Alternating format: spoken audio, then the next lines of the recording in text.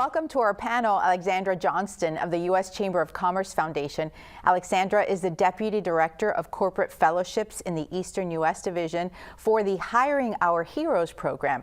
Also here is Lauren Wittenberg-Weiner, founder and former CEO of WWC Global. She's a TEDx speaker and the author of the national bestseller Unruly. Welcome, welcome. We're so excited to have you on the set with us today. Alexandra, I'd like to start with you. Tell our viewers about the Hiring Our Heroes program. Sure. So Hiring Our Heroes is a nonprofit organization. We are based under the U.S. Chamber of Commerce Foundation in Washington, D.C., but we run our programs nationally. And one of our programs, the one that I run, is a SkillBridge program that helps transitioning service members connect with meaningful employment. Outside of that, though, Hiring Our Heroes is a lot of different programs for military spouses, veterans, and then, of course, also the transitioning service member population. So for the transitioning service member, how do you run it? Do you partner with local businesses that offer opportunities? How does that work, and how can the business community get more engaged in this program? We have such a large military community here in Tampa Bay. Yes, so we have relationships with both large corporations and then also rely heavily on the local business community, working through local chambers and local employers that are interested in hiring transitioning service members and military spouses. And you work with transitioning service members that can enter a variety of industries, right? It's not just limited to defense or security, things like that. Yes, absolutely. If you look at a military installation, it's like a mini city. So really the skill set of transitioning service members will dip into every single sector. And that is part of the program, is to really work with a variety of industries, variety of roles. And we see that happen every single day. It's never the same thing.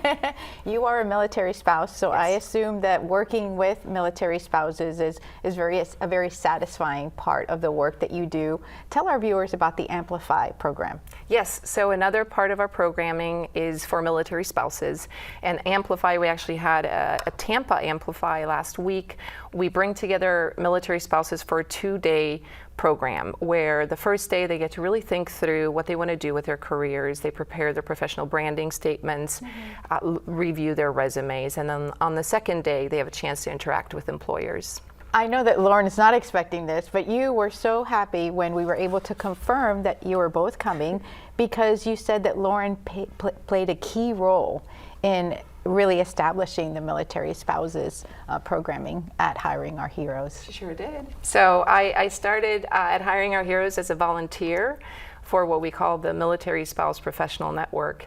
And a few years after that, or about a year after that, when I got really involved with Hiring Our Heroes, I learned that Lauren had actually started that platform and created that conversation for military spouses across the entire country and entire globe on various military installations to be able to come together, support each other in their conversations about employment.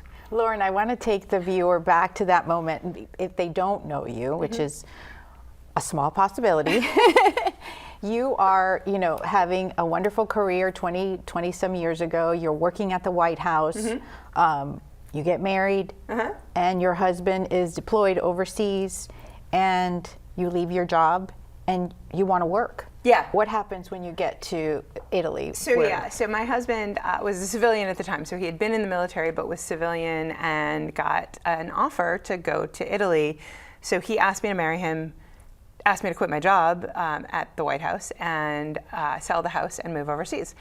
And we got there, and I was told that military spouses couldn't work at certain levels. And I had been at pretty high levels in the White House at that point, and I didn't do well with that. So long story very short, I ended up starting the company really just for me to do work back in the States until I could get home and get back to my regular career.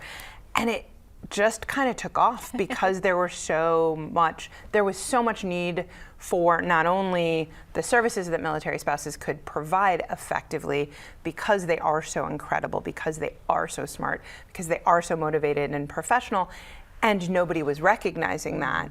But it gave the spouses something professional to be able to do. And so it really kind of scratched an itch and everyone jumped on it. Tell our viewers the nature of the work that you all did at WWC Global. We were doing government contracting. So we did HR, human capital. We did strategic planning, budgeting, budget execution and accounting. We did almost everything on the business side of the government across, the 18 years that I was running the firm. We covered every aspect of it for probably 10 or 15 different agencies across the board. One of the things that you talked about in your TED Talk was how surprised some of the high-ranking men were in the contracts that you were servicing when they would find out that WWC Global was a woman-owned business. Yep. Share some of that. So, and it's funny, I'll tell you, it wasn't the high-ranking men so much as it was kind of the mid-level. The operators, we got a very large contract at Special Operations Command. And the actual no-kidding operators were like, hey, you guys are good leaders, we're good, right? So that was great and it was affirming, but there were other people oftentimes who were adjacent to the operational community who were like, you can't do this unless you're an operator. And it turned out not to be true, right? They couldn't have done it as a non-operator, but not because they weren't operational, but because they weren't willing to do the work. And so we were willing to do the work. We knew exactly what we were doing in the space we were doing it. And the people who mattered the most really didn't care that we were women and not operational. By the time you sold the company 18 years later, you sold it for, you were making $100 million in annual revenues. We were. You had employed more than 350 people. And I remember you said the quote of, I built a business because someone told me I wasn't allowed to work. I did. What's the response when you share that story now with military spouses? So, look, I think we've changed, and I mean broadly I think Alex is certainly a part of that. We have changed the conversation around military spouse employment. From the earliest days that we were doing this, I had people saying to me, oh, I love hiring military spouses. They make great secretaries. And they do. But they make a whole lot more than just secretaries. There's nothing wrong with being a secretary. Correct. But nobody thought of them as any different than, years ago when we first started the company, there was something that came out in one of the military publications, military.com, Military Times, whatever it was, I don't remember which one, that said top 10 careers for military spouses. And it was bagger at the commissary. It was dog walker. It was child care worker. There was nothing remotely professional in that list, not at all. And so I think we've now been able to change the conversation very substantially, and challenge the way people look at things and the rules around military spouse employment, not only the written rules, which we did, but the unwritten rules of, oh, this is what military spouses can do. Right. And so currently you're on a tour of the U.S. with the new book, Unruly. Congratulations. Thank you. In the top 10 of the national best-selling books. What is the reception that you've received when you go out into the community and you talk about, being able to change the game and not changing the rules for doing that sake, but for creating your own success within the space? Yeah, I think we're at a moment right now that is particularly critical to start talking about doing things within the rules, because there seems to be a whole lot of people who are breaking the rules with impunity. But I think there's a way to work within the systems, within the rules, but really change those systems to make them work for us and to make them work for everyone. And so that's gotten a great reception. People are really talking. We've got, people ask me, who's your audience? And they're like, is it women? I'm like, yeah. Is it men? Yeah.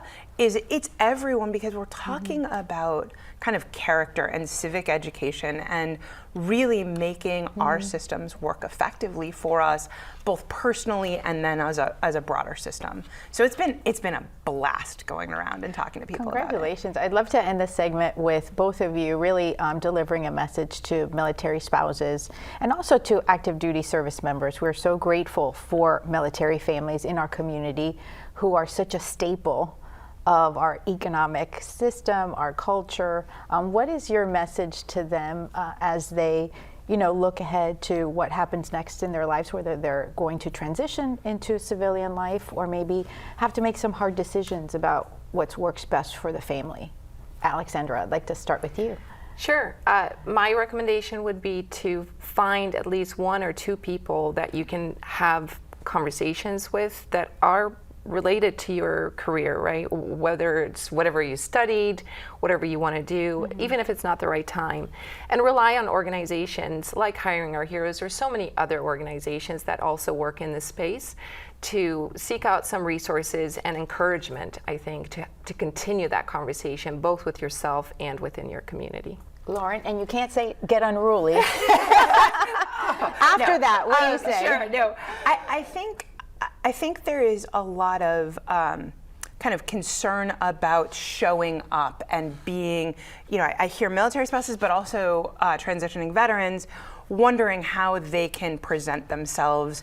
I do think as a former employer, there are employers that are looking for the skills that you bring. You've got to tell the story correctly. You've really got to get your brain around what story you're telling. I believe almost everything in life is storytelling, right? And so where you go is based on the stories that you're telling, based on the communications that you can have with those employers, but you've got to own your own superpowers. You've got to own what you want and authentically what you want, not what everyone tells you to do, never what everyone tells you to do, but what you actually want, and then figure it out and tell your story.